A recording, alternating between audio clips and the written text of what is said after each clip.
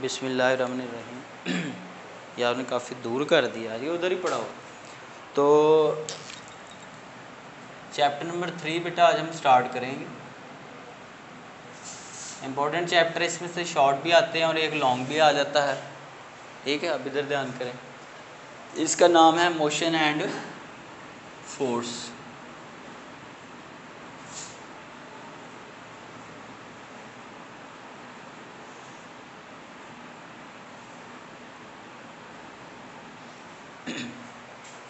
Basically इस chapter में motion पढ़ेंगे और मोशन आपको पता है किसी भी बॉडी का जो मोशन है वो किसी फोर्स के बायस ही होता है। ये आपस में जुड़ी हुई चीज़ें हैं कि सपोज़ अगर मेरे पास कोई बॉडी ज़मीन पे पड़ी हुई है वो मोशन करेगी कब, जब मैं उसके ऊपर फोर्स लगाऊंगा। तो ये 9th में आपने पढ़ा था कि फोर्स एक ऐसी चीज़ है, एक ऐसी क्वांटिटी है जो कि किसी बॉडी की जो स्टेट है उसको चेंज करती है, उसको मोशन में लाती है या मोशन से रोकने की कोशिश करती है। पढ़ा था हमने कि नहीं। बहरहाल अब सबसे पहले तो हम शुरू करते हैं कि मोशन क्या है। मोशन के ऊपर ही बात कर लें, पहले इसको डिफाइन कर लें। वेरी सिंपल बेटा, अगर कोई बॉडी अपनी सराउंडिंग, अपने इर्द गिर्द के माहौल के लिहाज से अगर अपनी पोजीशन चेंज करे, क्या करे, अपनी जगह तब्दील करे, तो हम कहेंगे वो किस में है, मोशन में है। किस में है? जैसे गाड़ी हो, पहले अगर वो बस स्टैंड पे खड़ी है, फिर वो बस स्टैंड के हिसाब से वो गाड़ी वहाँ से मूव करके कहीं आगे चली गई, उसने पोजीशन चेंज कर ली अपनी, है कि नहीं। तो अब हम कहेंगे गाड़ी किस में है, मोशन में। और मुसलसल अगर वो अपनी पोजीशन चेंज करती जा रही है, आगे चलती जा रही है, तो हम कहेंगे वो मुसलसल गाड़ी किस में है, मोशन में है। So very simple, if a body changes its position with respect to its surrounding,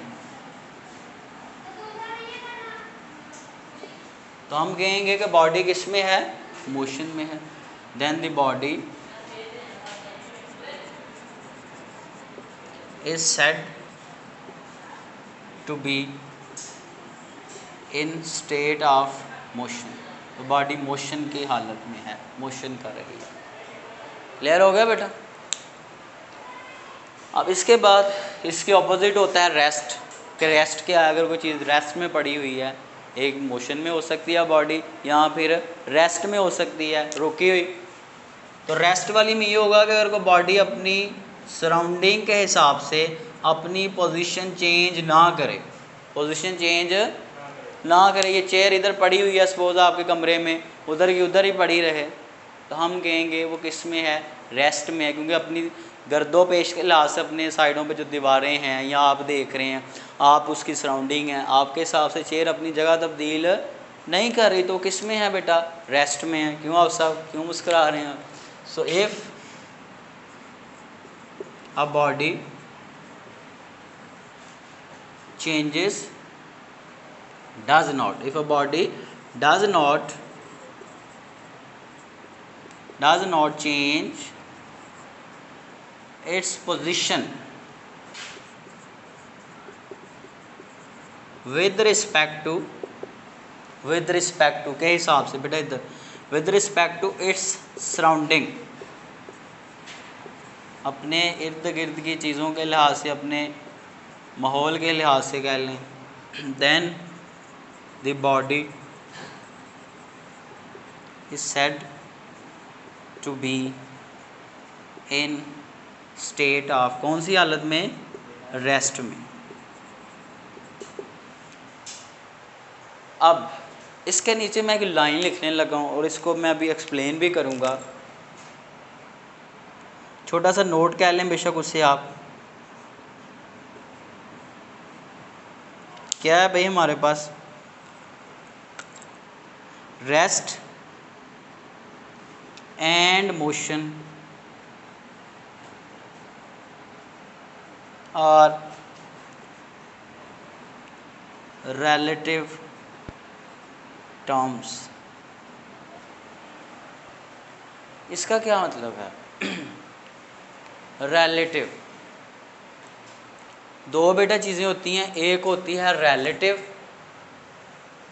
मैं इसको ज़रा अभी एक्सप्लेन करूँगा, और दूसरी होती है एब्सोल्यूट। क्या होती है? एब्सोल्यूट। यहाँ पे मैंने लिखा है कि रेस्ट और मोशन क्या है भाई? रिलेटिव टर्म्स हैं। क्या है? रिलेटिव। इसका क्या मतलब? इसका मतलब है सिंपल आप कह लें के हिसाब से। मैं अभी इसको एक्सप्लेन भी करता हूँ। और इसका मतलब मुकम्मल। अब ये के हिसाब से का क्या चक्कर है? देखें बेटा, अगर आप बस में बैठे हों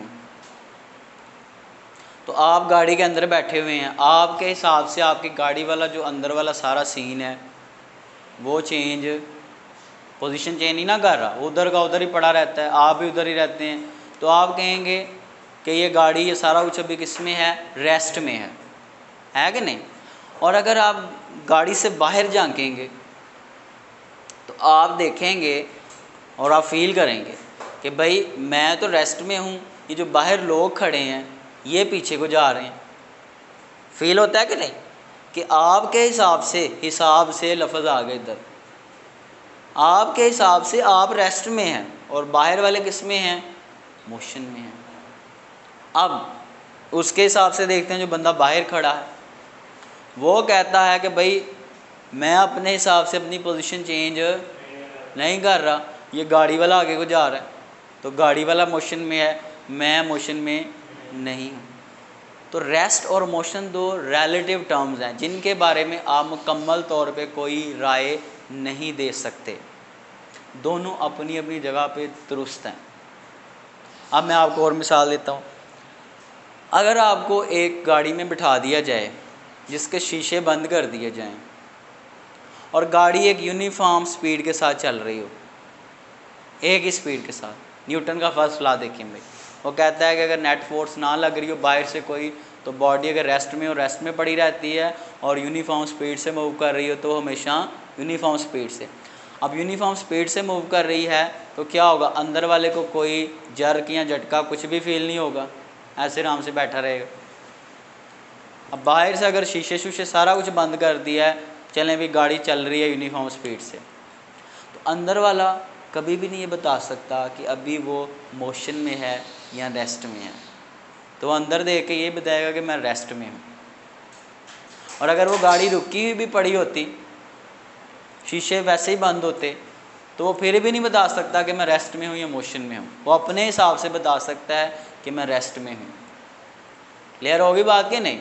तो बेटा जो रेस्ट एंड मोशन या किसी भी बॉडी का जो मोशन है वो एब्सोल्यूट टर्म है, सॉरी एब्सोल्यूट नहीं बल्कि रिलेटिव टर्म्स हैं।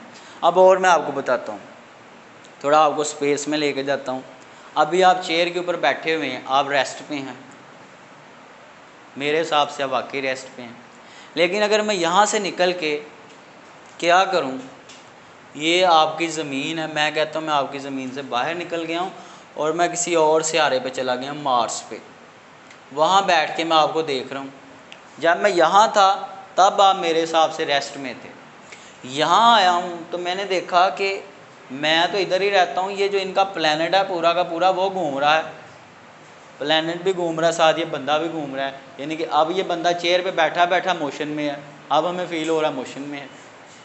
और आगे जाके देखूं, मैं इस प्लैनेट से बाहर किसी दूसरे सितारे पे चला जाऊँ, दूसरे सोलर सिस्टम पे, यानी कि हमारा सन है ना सोलर सिस्टम, उसमें अब उस सोलर सिस्टम से निकल के मैं किसी और सितारे पे चला जाता हूँ, तो वहाँ मैं जाके देखूँगा कि ये सियारे भी सारे घूम रहे हैं, आपका सोलर सिस्टम भी घूम रहा है। और उससे अगर बाहर निकल के आपकी गैलेक्सी से भी बाहर निकल जाऊँ, मिल्की वे से, गैलेक्सी का पता है ना आपकी जो गैलेक्सी है मिल्की वे, उससे भी बाहर चला जाऊँ दूसरी गैलेक्सी पे, वहाँ जाके देखूँगा आपके ये सियारे, आपका सूरज, आपकी गैलेक्सी, सारा कुछ ही घूम रहा है, हर चीज़ मोशन में है। तो आप कहेंगे बेटा, तो मैं कहूँगा कि आप अभी स्पेस में, आपकी गैलेक्सी, आपका सोलर सिस्टम, आपकी ज़मीन जो एक सेकंड में बेटा स्पेस में ये मूव कर रहे हैं, वो 630 किलोमीटर पर सेकंड का फासला आप स्पेस में तय कर रहे हैं एक सेकंड में। और बैठे आप चेयर पे हैं, आप चेयर पे बैठे बैठे खला में आप एक सेकंड में 630 किलोमीटर का फासला तय कर रहे हैं। तो डिपेंड करता है कि जो ऑब्जर्वर है वो कहाँ से खड़ा होकर आपको ऑब्जर्व कर रहा है, कहाँ से खड़ा होकर आपको देखा जा रहा है। क्लियर होगी बात?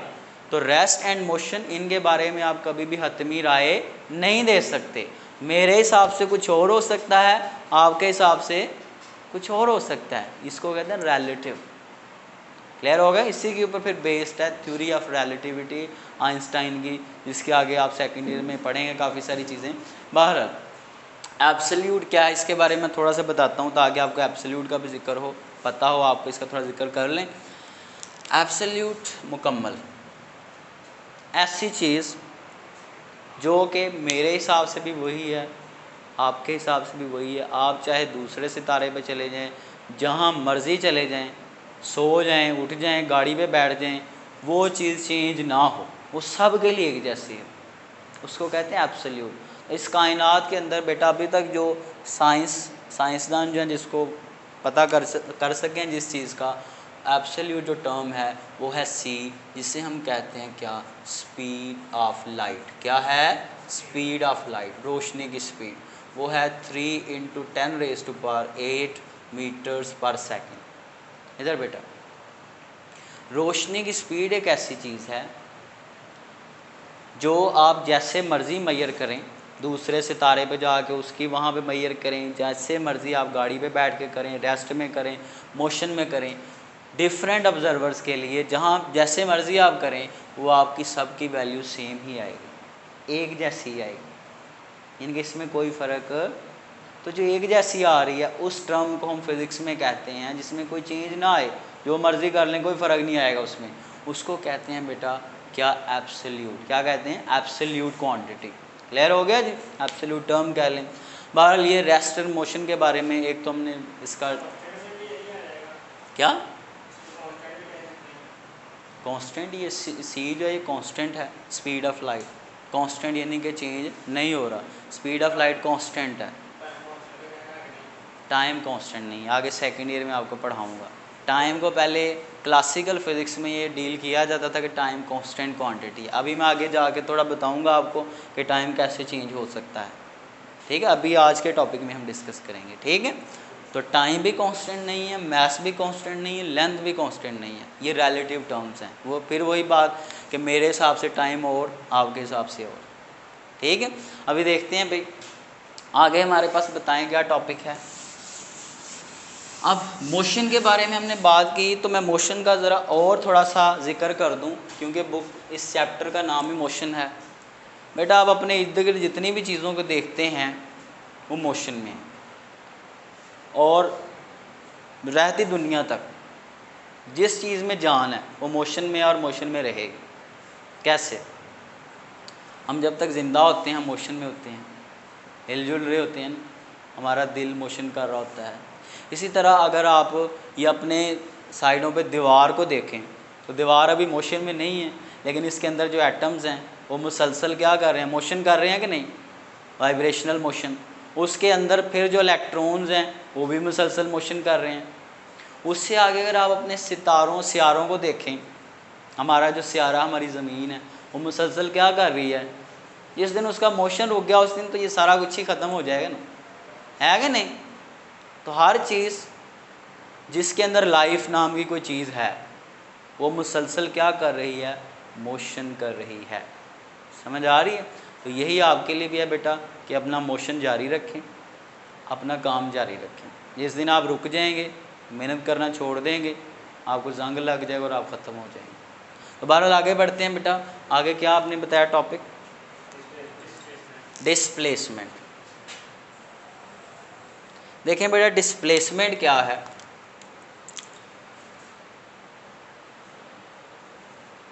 वेरी सिंपल, 9th-10th में आपने पढ़ा होगा। आप XY प्लेन में हैं, यहाँ पे आप कहीं खड़े हैं एक पॉइंट पे, तो ओरिजिन से आप अपनी पोजीशन को देखते हैं कि मैं कहाँ पे हूँ, किस पोजीशन पे हूँ। तो अभी आपकी जो पोजीशन बताएगा वो वेक्टर कौन सा होगा, पोजीशन वेक्टर, उसको क्या नाम दे लें, R1 का। क्या नाम दे लें, R1 का। फिर आप अपनी पोजीशन को चेंज करते हैं और ए से आप चले गए हैं किसी और पॉइंट पे बी पॉइंट पे, आपने अपनी पोजीशन चेंज की और अब बी जो पॉइंट है इसकी पोजीशन जो वेक्टर बताएगा उसको आप क्या नाम दे लें, R2 का नाम दे लें। क्या नाम दे लें, R2 का। समझ आ गई। अब इसके बाद यहाँ से आपने अपनी पोजीशन को चेंज किया है, जगह को तब्दील किया है और यहाँ आप आ गए। अब इस बीच यहाँ से लेके यहाँ तक जो आपने डिस्टेंस कवर किया है और सीधी डायरेक्शन में है ना, ए से सीधा बी की तरफ, ये जो आपने डिस्टेंस ट्रैवल किया है स्ट्रेट डायरेक्शन में बेटा, इसी को कहते हैं डिस्प्लेसमेंट। क्या कहते हैं, displacement. So the change in position of a body in some specific direction, किसी बॉडी का अपनी पोजीशन चेंज करना और किसी ख़ास हिम्मत में करना, ये क्या कहलाता है, उसकी डिस्प्लेसमेंट कहलाता है। क्या कहलाता है, डिस्प्लेसमेंट। समझ आ गई कि नहीं। तो जैसे मैं कहूँगा कि मैं पहले यहाँ था तो मैं यहाँ से यहाँ चला गया हूँ, तो मैंने कुछ फासला एक सिम्मत में तय किया है, तो जब फासले को एक सिम्मत में लें तो वो क्या बन जाती है, डिस्प्लेसमेंट बन जाती है। क्या बन जाती है, डिस्प्लेसमेंट। समझ आ गई बात की। जी जी जी जी हाँ जी, नेट डिस्प्लेसमेंट ज़ीरो होगी। जो नेट डिस्प्लेसमेंट है वो ज़ीरो होगी हमारे पास। जहाँ से चले हैं फिर वही घूम के आ गए हैं तो नेट डिस्प्लेसमेंट ज़ीरो है। लेकिन अगर मैं घूम के कहीं और गया हूँ और वापस नहीं आया फिर मेरी डिस्प्लेसमेंट है। ये ऐसे ही है कि जैसे आप कहें कि मैं रोज़ाना लाखों का कारोबार करता हूँ, आप कहें कि मैं अपने दोस्त को लाख देता हूँ और मुझे लाख दे देता है, तो मैं बड़ा अमीर हूँ, मैं लाखों का कारोबार करता हूँ, तो फ़र्क तो नहीं ना, आपके नेट कैश में कोई डिफरेंस नहीं है। अमीर तो आप तब होंगे जब आप दें कम और आए ज़्यादा। तो जब आपकी पोजीशन चेंज इस तरह से हो कि आपका इनिशियल पॉइंट कहीं और हो और फाइनल पॉइंट, ये इनिशियल पॉइंट था ना जहाँ से आप चले हैं, और फाइनल पॉइंट कहीं और हो, तो फिर आपकी कुछ नेट डिस्प्लेसमेंट होगी। क्लियर हो गया जी। अब जो डिस्प्लेसमेंट है इसको डिफाइन कर लेते हैं, the change in position of a body in a direction is called, क्या कहलाता है बेटा, डिस्प्लेसमेंट कहलाता है। अब डिस्प्लेसमेंट को आप मैथमेटिकल किस तरह से लिखेंगे, आप अगर यहाँ पे हेड टू टेल रूल को लगाएं, ये है R1 एक वेक्टर, ये है R2। मैंने बताया जब दो वेक्टर्स आए तो उस केस में जो ये चीज़ थी ये D है और ये किसको शो करती है, R को। ये D जो है डिस्प्लेसमेंट वो किसके इक्वल होगी, R2 माइनस R1 के। जो आप कह रहे थे कि अगर हम वहीं से चलें वहीं पे आगे रुक जाएं तो उस केस में हमारे पास क्या केस बनेगा। सपोज़ आप R2 पे थे और फिर आप R2 पे ही रहे, R2 में से माइनस कर रहे हैं किसको, R2 को ही। आप वहीं पे आ गए ना दोबारा से, तो आंसर क्या आएगा, ज़ीरो आएगा। तो नेट डिस्प्लेसमेंट क्या होगी हमारे पास, ज़ीरो ही होगी। समझ आ गई। अब इसके बाद आगे बढ़ते हैं, हमारे पास ये थी हमारे पास डिस्प्लेसमेंट बेटा। इसके बाद आगे क्या टॉपिक है, वेलोसिटी।